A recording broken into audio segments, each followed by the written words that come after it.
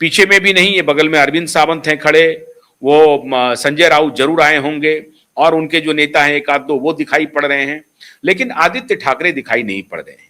क्यों? क्योंकि उनको मालूम है कि अगर आदित्य ठाकरे यहां पहुंचा तो एक नया मामला उठ जाएगा। आदित्य ठाकरे के पहुंचते ही दिशा और सुशांत का केस जंतर मंतर पर प्रभावी हो जाएगा। तो बहुत ही स्ट्रैटेजिकली बाप को भेज दिया, बेटा पर्दे के पीछे छुप गया। और यहां पर यह तैयारी हो रही है कि किसी तरीके से यहां जो आंदोलन चल रहा है वो चल रहा है, इसके पहले कि मुंबई हाईकोर्ट एफआईआर का आदेश दे, और आदेश देते ही मुंबई पुलिस के ऊपर दबाव बने कि जो भी इसमें स्टेक होल्डर्स हैं, जो जो आरोपी हैं, उसकी गिरफ्तारी हो। उसकी डिमांड होगी कि भाई गिरफ्तारी क्यों नहीं है, खाली एफआईआर होने के बाद गिरफ्तार क्यों नहीं कर रही है पुलिस, इसका दबाव बनेगा। तो अगर इसका दबाव बनेगा तो पुलिस गिरफ्तार करने के लिए आएगी और हमारा बेटा गिरफ्तार हो जाएगा। अब ये एक अच्छा मौका मिला है जब हम किसी तरीके से अपने बेटे को बचाने के लिए अदालत, पुलिस और फडणवीस तीनों पर दबाव बना देंगे, मोदी और शाह पर भी दबाव बना देंगे।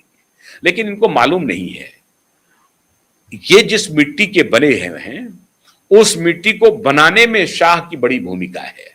ये ध्यान रखिए, आपकी मिट्टी के सारे इंग्रेडिएंट्स शाह को मालूम है कि कैसे कैसे आप क्या क्या बने हैं। शाह की नजर आपके ऊपर है। तो ये जो हौसला देने की बात और लेने की बात जो कह रहे हैं ना, शाह के खुफिया एजेंसी को मालूम है कि आप क्यों यहां पर आए। अब इसके आगे की कहानी देखिए मित्रों, आज सदन में क्या हुआ। सदन की कहानी यह है, ओम बिड़ला नाराज हो गए, भयंकर नाराज हुए ओम बिड़ला। क्यों नाराज हुए ओम बिड़ला? ओम बिड़ला ने कहा कि गैलरी में बैठ करके चर्चा नहीं हो सकती। सरकार ने चर्चा के लिए ऑलरेडी कह रखा है, सरकार चर्चा कराने के लिए तैयार है। फिर आप इस तरह से गैलरी में क्यों कर रहे हैं? स्थगित करना पड़ा उनको लोकसभा।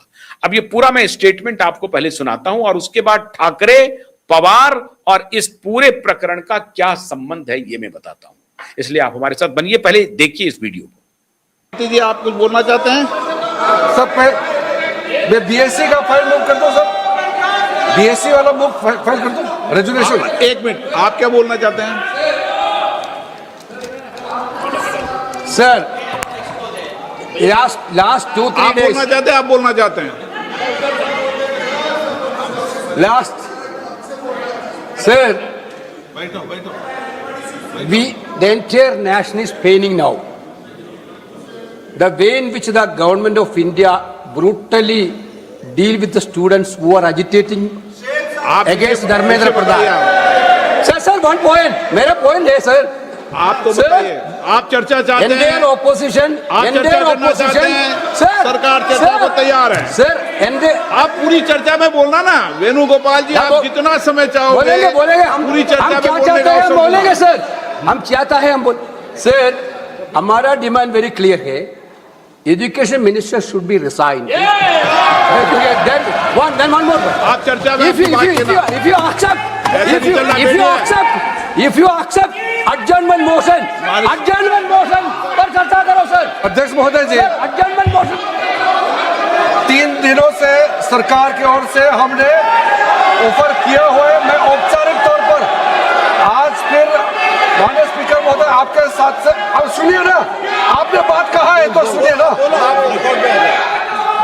सरकार नीट पेपर लीक का चर्चा के लिए पूरी तरह से तैयार है और हमने पहले दिन से कहा है, जब चर्चा होती है तो किसी नियम के तहत होना पड़ता है और इसका व्यवस्था बनाना पड़ता है। मैं अनुरोध करता हूं कि चर्चा कब होना है, चर्चा का ड्यूरेशन, कितना लंबा चर्चा होना है और किस नियम के तहत होना है। माननीय स्पीकर महोदय, सारे पार्टी के फ्लोर लीडर से बातचीत करके इसका निर्णय किया जाए। सरकार पूरी तरह से नीट पेपर लीक पे चर्चा करने के तैयार है और इस देश के युवाओं का भविष्य के लिए हम सब मिलकर के एक सार्थक चर्चा हो, ये सरकार चाहती है। अखिलेश बोलना चाहते हैं? अखिलेश जी, अखिलेश जी, अखिलेश जी, अखिलेश जी। महोदय, अध्यक्ष महोदय, ये अध्यक्ष महोदय, ये अध्यक्ष महोदय, आपको नहीं बोलने दे रहे। अध्यक्ष महोदय, अखिलेश जी, आपको ये नहीं बोलने मुद्दा, दे रहे। ये मुद्दा कांग्रेस, समाजवादी पार्टी, बीजेपी का नहीं है। ये मुद्दा युवाओं और छात्र नौजवानों का है। तो आपने इनको बुलवा दिया, क्या समझौता कर लिया आपने? क्या आपने क्यों नहीं बोलने दिया हमें? अध्यक्ष आपको मैंने महोदय, बोलने के लिए कहा, एक मिनट प्लीज। नहीं, आपने समझौता क्यों कर लिया फिर? हम लोग का बात भी अखिलेश जी, नहीं, छात्र अखिलेश जी, नौजवान क्या केवल? एक मिनट अखिलेश जी, एक मिनट नहीं अध्यक्ष महोदय, ये पक्ष ठीक नहीं है अध्यक्ष मैंने महोदय। ये युवा, छात्र, नौजवान, हम सब के हैं, हम सब लड़ रहे हैं उनके लिए, हम सब लड़ रहे हैं उनके लिए।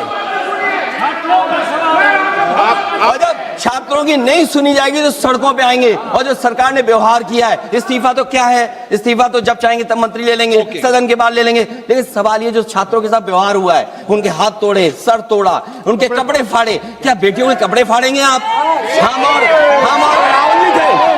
अध्यक्ष महोदय, हम मजबूरी में गए हैं प्रधानमंत्री के आवास पर।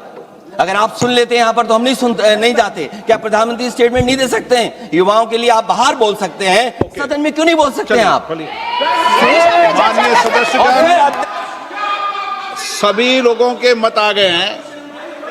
आप भी चर्चा चाहते हैं, ये भी चर्चा चाहते हैं, और सरकार चर्चा करने को तैयार है।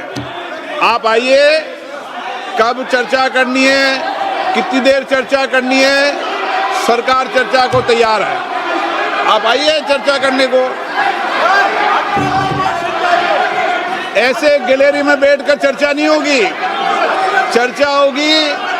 आप अपनी सीट पर बैठे, कितनी देर करनी है, किस नियम के तहत करिए, आप बैठिए। सरकार ने कहा है कि खुले मन से कहा, हम चर्चा को तैयार है, और सबका मत आ गया है। अब आपके आपस के विवाद को मैं सीट पे बैठ के नहीं मिटा सकता।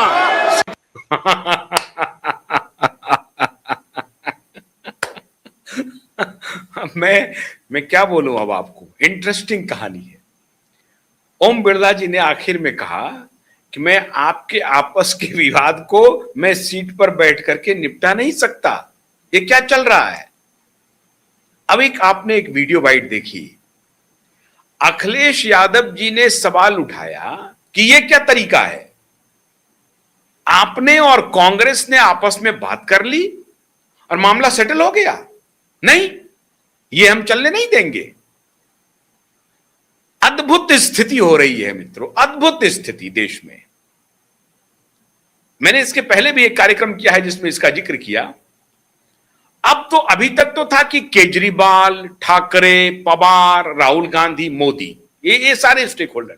अब इस बीच में यकायक अखिलेश यादव कूद गए।